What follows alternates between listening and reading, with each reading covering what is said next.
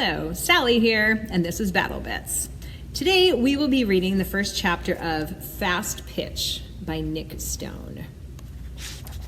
So here is chapter 1. It's called Batter Up. We have to win this game. Like, gotta win, no other option. I've been playing base-related ball, first tee, now soft, since the minute I could hold up a bat. Just like my daddy, and his daddy before him, and his daddy before him. It's in my blood. And I learned the meaning of love-hate relationship in a game situation like this one. It's the bottom of the 6th, and we're up by 3, but the opposing team is at bat. Bases are loaded, 2 strikes, 2 outs.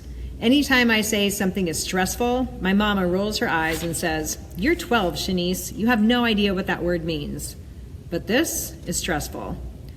As I drop back into my squat behind home plate, my eyes scan the field and I inhale deep. Impossible to not notice, for me at least, how different our two teams look. While every player on mine, the Fulton Firebirds, has some shade of brown skin, all of the Stockwood Shark girls are white, which is the case for most teams in the 12U division of the Dixie Youth Softball Association. DYSA, if you're feeling fancy.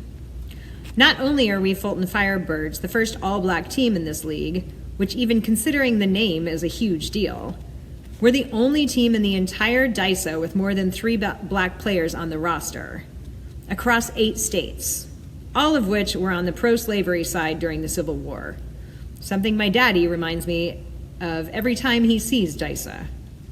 It's a weight no one your age should have to carry, but can't ignore, he says. And he's right.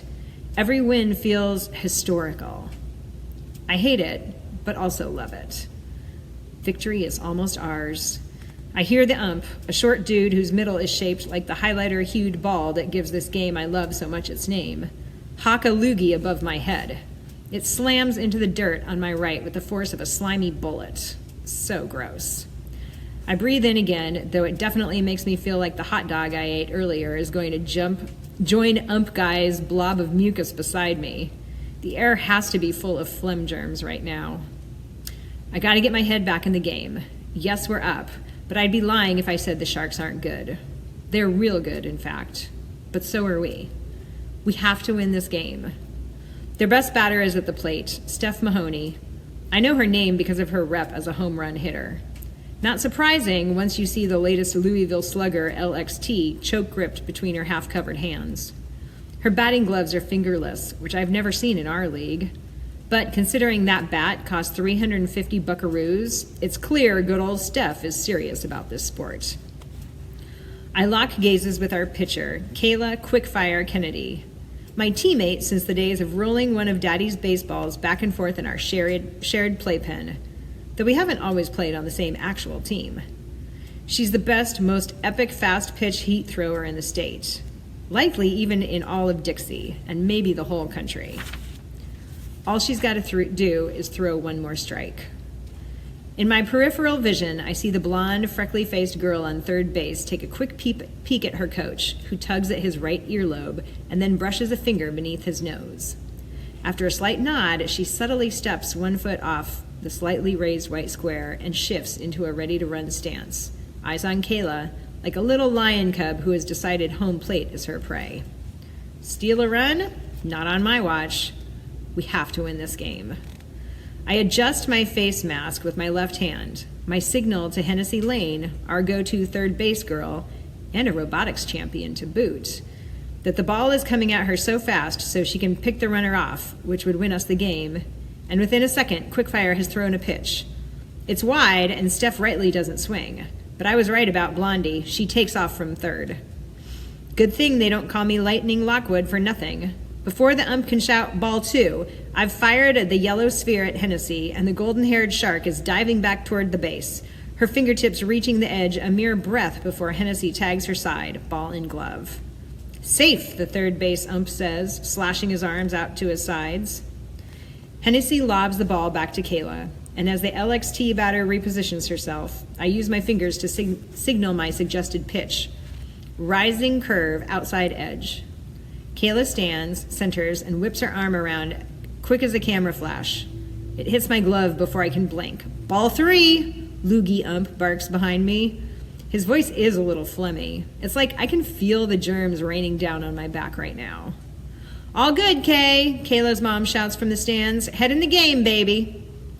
As I remove the ball from my glove to toss it back to Kayla, it feels like it's on fire. Not literally, of course, but I have no doubt Kayla feels this too. This pitch could decide the game. All she's got to do is throw one more strike. I signal for a fastball straight up the middle. Kayla lets it rip, and I position my glove and await the telltale thunk and slight throb of my palm inside the glove. Well, there's a thwack instead, followed by a different thunk, that of the Louisville slugger hitting the ground. Steph takes off running, her orangey-red braid swinging as cheering explodes from the visitor stands. I shoot to my feet and yank my helmet off. Watch, unable to breathe, as our center fielder, Britt Marie Hogan, my best girlfriend, runs with everything she's got to keep up with the soaring yellow ball. She jumps, but to no avail. It flies over the fence, and the Shark fans yell even louder. Home run, the ump shouts behind me. I turn away from the plate. There's no way I can watch us lose. The ride home is super uncomfortable, largely because no one is saying a word inside the fire bus. Usually, we all love being in Coach Nat's giant van. The whole team rides together to and from games, and the fire bus has space for all of us. 13 players plus Coach Nat and her wife, Miss Erica, who never misses anything we do as a team. Coach is the dean of a charter school in the inner city, she always puts that in quotes, and is an actual former youth softball national champion.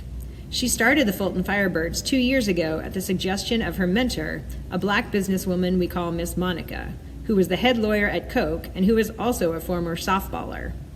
As Miss Monica told us the first time we met her, there just isn't enough concentrated black girl magic in this sport. Coach Nat recruited every one of us from all over the city, and she and Miss Erica take excellent care of us and are very invested in the team. Example, they strung LED lights around the ceiling of the van, red, orange, and yellow, our team colors, and there's a rotating softball Miss Erica covered in square mirrors hanging at the center that makes the colored light scatter everywhere. The outside of the van is black, but it has a firebird painted on the hood with wings that turn to flames as they wrap around the sides. Definitely the coolest vehicle on any road in this area of town, which is kind of funny because even though Coach Nat and Miss Erica would fit in around here, they're both white ladies, we've all seen more than a few other white people notice who's driving this dripmobile, as Coach Nat calls it, and do a double take. Makes us laugh every time.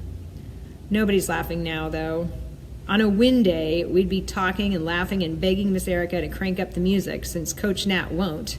She says it'll ruin our hearing. We'd be singing and dancing, celebrating. But as we zip up the tree-lined highway out of Sandy Salt Shaker, it's really Sandy Springs, but according to Britt Marie, in a place with so few people of color, the name should reflect the folks who live there so everyone knows. It's so quiet, I feel like I can hear the germs from Loogie Ump's spit crawling around on my skin.